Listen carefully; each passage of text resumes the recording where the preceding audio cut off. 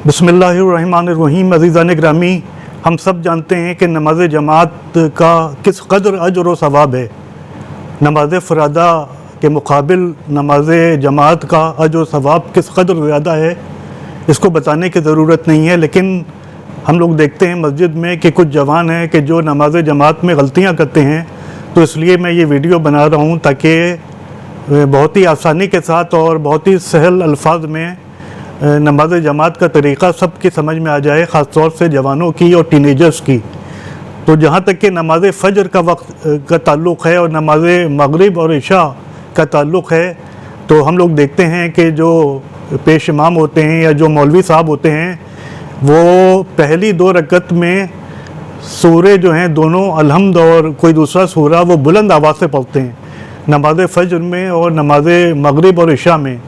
तो उसके लिए हमारे लिए हुक्म है कि हम सूरों को सिर्फ सुनेंगे, हम रिपीट नहीं करेंगे। नमाज फ़जर में पहली 2 रकत में जो इमाम सूरे पढ़ते हैं बुलंद आवाज़ से, उन सूरों को हम सिर्फ सुनेंगे, चाहे वो नमाज फ़जर हो, चाहे वो नमाज मगरिब हो और चाहे वो नमाज इशा हो। और उसके अलावा जितने ज़िक्र हैं वो हम सबको करना है, चाहे वो रुकू का ज़िक्र हो, चाहे वो सुजूद का ज़िक्र हो, चाहे वो खुनूत हो, चाहे वो तशहुद हो, चाहे वो सलाम हो। और चूँकि मगरिब में 3 रकत होती हैं और इशा में 4 रकतें होती हैं, लिहाजा हुक्म शरई ये है कि तीसरी रकत में जो मामूम है, जो पीछे खड़े नमाजी हैं, वो बेहतर ये है कि तस्बीहात अरबा को 3 बार पढ़ें, 1 बार पढ़ें या 3 बार पढ़ें, मुस्ताहब है। सुबहानल्लाह वल्हम्दुलिल्लाह वला इलाहा इल्लल्लाह वल्लाहु अकबर, ये तस्बीहात अरबा, इसका बहुत ही सवाब है। और नमाज के अलावा भी हमको इस तस्बीहात अरबा को पढ़ना चाहिए है। जो आइम्मा अहले बैत से रिवायतें आई हैं उसमें इसका बहुत ही अजर व सवाब बयान किया गया है। तो तीसरी मगरिब की तीसरी और इशा की तीसरी और चौथी रकत में हमको तस्बीहात अरबा पढ़ना चाहिए। और अगर तस्बीहात अरबा नहीं आता तो फिर हमको सूरह अलहम्द भी हम पढ़ सकते हैं, लेकिन तस्बीहात अरबा का सवाब बहुत ज़्यादा है, इसलिए हमको बहुत ही मुख्तसर सा ये ज़िक्र है, इसको सीख लेना चाहिए। और यहाँ तक कि नमाज ज़ुहर और अस्र का ताल्लुक़ है, तो उसमें जो इमाम हैं वो पहली 2 रकतों में सूरे आहिस्ता अल्फाज में पढ़ते हैं।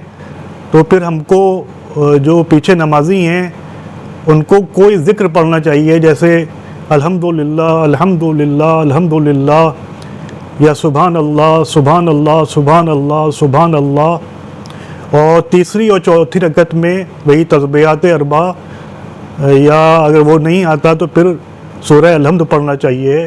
और उसके अलावा सब हम ज़िक्र पढ़ेंगे, चाहे वो रुकू का ज़िक्र हो, चाहे वो सजदों का ज़िक्र हो, चाहे वो कुनूत हो, चाहे वो तशहुद हो, चाहे वो सलाम हो, वो ज़िक्र हमको अदा करना है। तो नमाज जमात हमने आपको तरीक़ा बता दिया। क़िरात का दुरुस्त होना ज़रूरी है। हम अगर नमाज जमात से नमाज़ पढ़ेंगे तो हमारी क़िरात भी दुरुस्त होगी।